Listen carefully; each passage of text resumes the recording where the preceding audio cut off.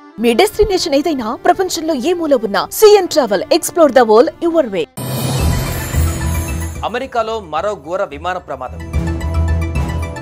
ఒక్కసారిగా ఉలిక్కిపడిన Philadelphia. Takeoff అయిన కాసేపటికే దుర్ఘటన. సిబ్బంది సహా 6 మృతి.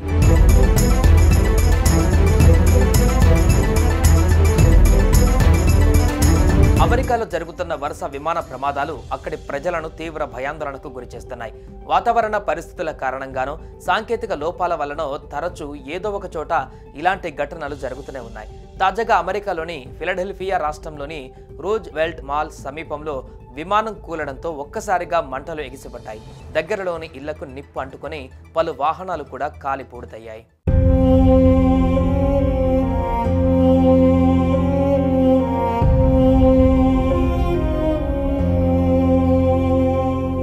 ప్రమాదానికి గురైన ఈ విమానం మెడికల్ ట్రాన్స్పోర్టర్గా అధికారులు గుర్తించారు.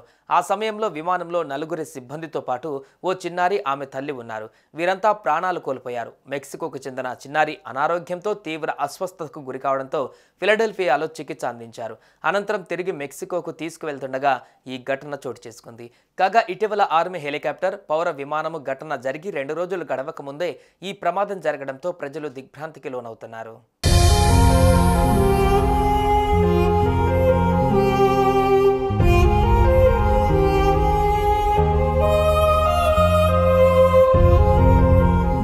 ఫెడరల్ ఏవియేషన్ అడ్మినిస్ట్రేషన్ ప్రకారం లేయరల్ జెట్ 55 అనే చిన్న విమానం ఈశాన్య ఫిలడెల్ఫియా విమానాశ్రయం నుంచి స్థానిక కాలమానం ప్రకారం శుక్రవారం సాయంత్రం 6:30 బయలుదేరింది. టేకాఫ్ అయిన 6 కిలోమీటర్ల లోపే మిస్సౌరీలోని స్ప్రింగ్ ఫీల్డ్ బాన్సాన్ నేషనల్ ఎయిర్పోర్టుకు వెళ్లే మార్గంలో కూలిపోయింది.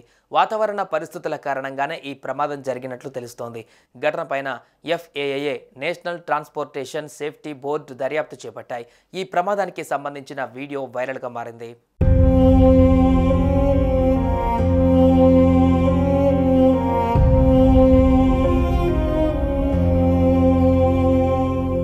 కాగా బుధవారం రోజు తెల్లవారుజామునే ఓ ఆర్మీ హెలికాప్టర్, పౌర విమానం ఢీకొని 67 మంది ప్రాణాలు కోల్పోగా తాజాగా మరో ప్రమాదం జరగడంతో ప్రజలంతా తీవ్ర భయాందోళనకు గురవుతున్నారు.